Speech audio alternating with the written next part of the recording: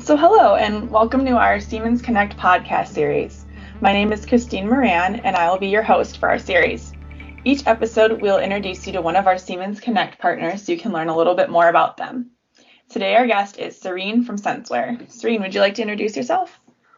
Yes, sure. I'm so happy to be here. My name is Serene Almomen and I'm the CEO and co-founder of Senseware. And just a quick intro on the company. We are an Internet of Things company that focus on getting real-time data from the physical environment. And we have a very robust and premium solution around specifically real-time indoor air quality monitoring that we believe is the best in the market. And I started the business with my co-founder. We're both scientists and engineers by background that we're passionate about getting that sense of security around what's happening in the physical environment, and we developed this technology to do that. So you just mentioned that air quality is what Senseware is all about. So how did you come up with the idea for your company? Yeah, the idea came from Parkinson's disease research that my co-founder Julian Semitakis was working on. And he basically developed a technology that uses sensors and accelerometers, an example, to better assess Parkinson's disease patient severity levels.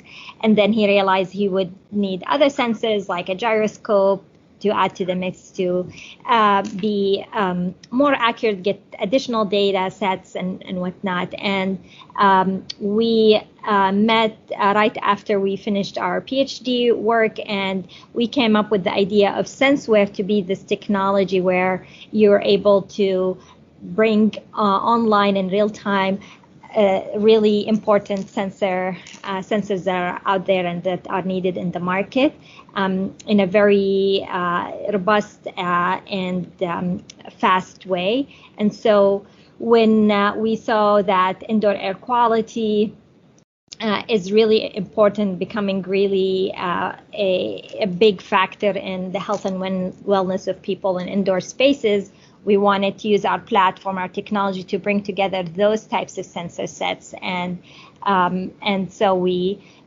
looked at the science that's out there around indoor air quality and what are the factors that are important, and created our indoor air quality solution that has sensors like CO2, temperature and humidity, volatile organic compound, particulate matter, but can also extend to other exciting sensors and gases and whatnot as our customers have interest in them. Oh, wow. I did not know that you guys had started from originally looking at Parkinson's research. That's pretty interesting. Yeah. Yep. Not a lot of people know that, so I like to share the story. And it's always interesting to see how we're talking about monitoring, the human body and all aspects of it, and kind of transform that technology to be, health of a building and, and all aspects around that. So it's just kind of interesting turn of events and journey. That's pretty cool. Yeah. Why should listeners be concerned about the bad air quality in their buildings? Health and wellness, a big piece of health and wellness for us that spend over 90% of our time in indoor requires that we know how good the air that we breathe is. And so this is a big factor. I think COVID made it even more top of mind and educated all of us that it's important to know how healthy the air we breathe is in the places where we work, we study, we entertain ourselves and whatnot. And that's there are a lot of different when you look at indoor air quality, there are different factors there. So for example, if you look at CO2 levels, it it can directly correlate to our cognitive abilities. And if they're high, then we're not going to retain anything that we're learning, or maybe our work become harder and whatnot. So there's so many important aspects of air quality that directly ties to our productivity and our effectiveness in doing the work that we need to be doing. So it's really important to know what we're breathing in all types of indoor spaces. Yeah, that makes a lot of sense. And you mentioned the pandemic there. Has the pandemic affected any of the markets you're in? Yes, definitely. All types of indoor spaces have been affected by the pandemic. And we have been doing indoor air quality monitoring and created a solution for 7 years ago. And we have seen a huge increase in demand from the pandemic. And our 4x4-inch indoor air quality monitoring solution continuously measure air quality in those all types of indoor spaces, and can be found as part of initiatives to return to work in commercial real estate and schools and medical facilities and restaurants and places like that around the country. So it sounds like, in terms of like what type of buildings you're in, you guys are pretty much in every type of building. Yeah, absolutely. Another question that I have is, what's an example of a good air quality number and a bad one? Because I know that there's that scale that you can look at. For me, I live out in the West, so I'm affected by wildfires a lot, and I do look at the scale, but maybe our listeners don't know what the bad air quality number versus the good one are. Yeah, no, it's a really good question, and a lot of us don't know much about what's good air quality and not. So one of the things we did is we created this ventilation performance index to make it easy for people to understand their air quality in one number. But that index consists of different factors.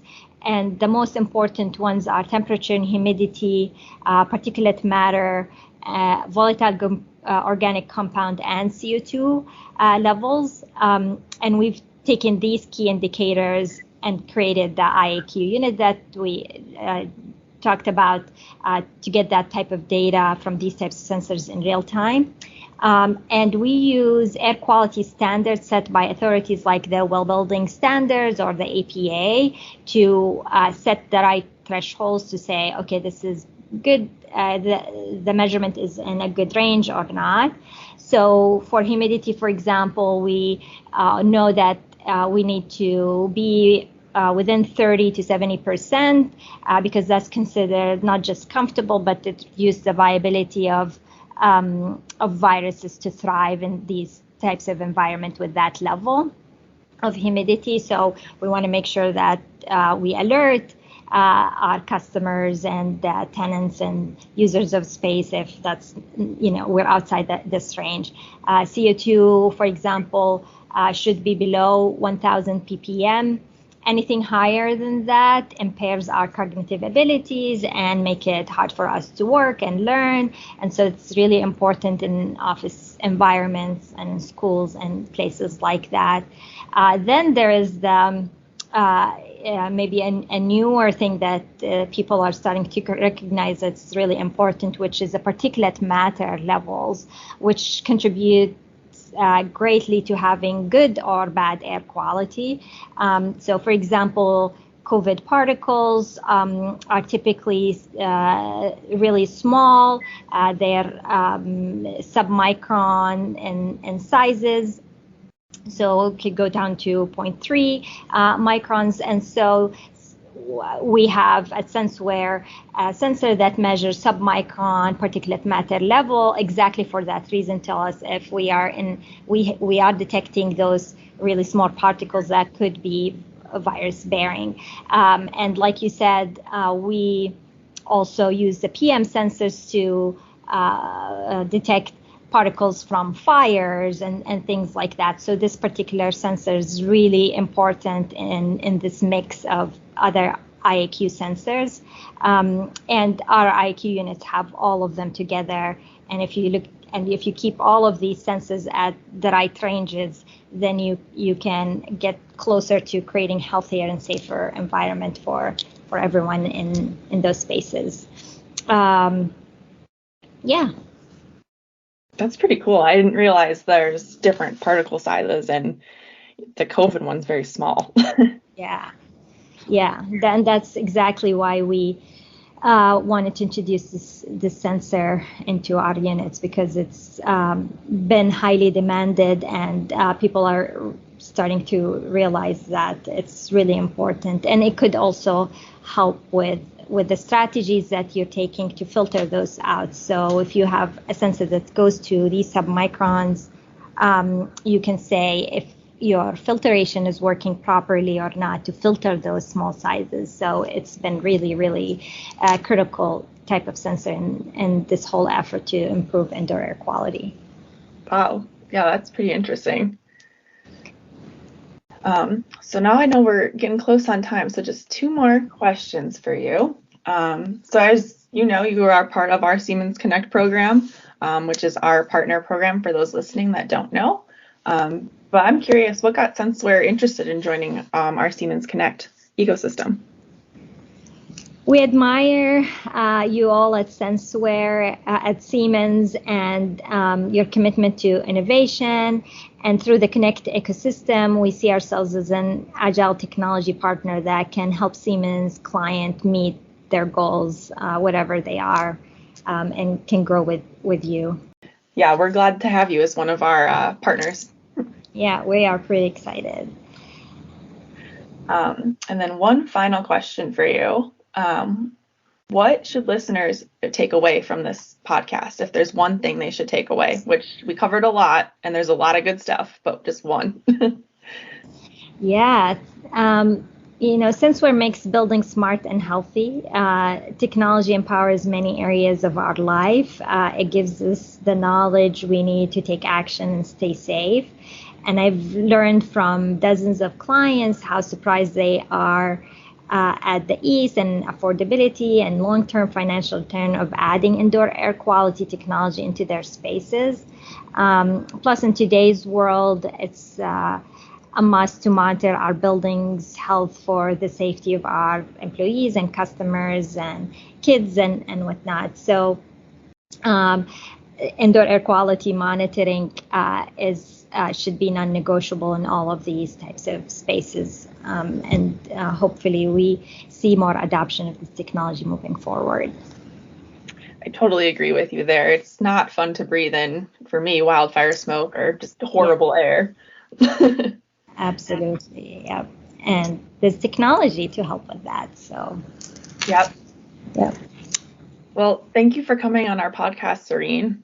And I'm hoping our listeners learned about Senseware today, and if they're interested, to reach out.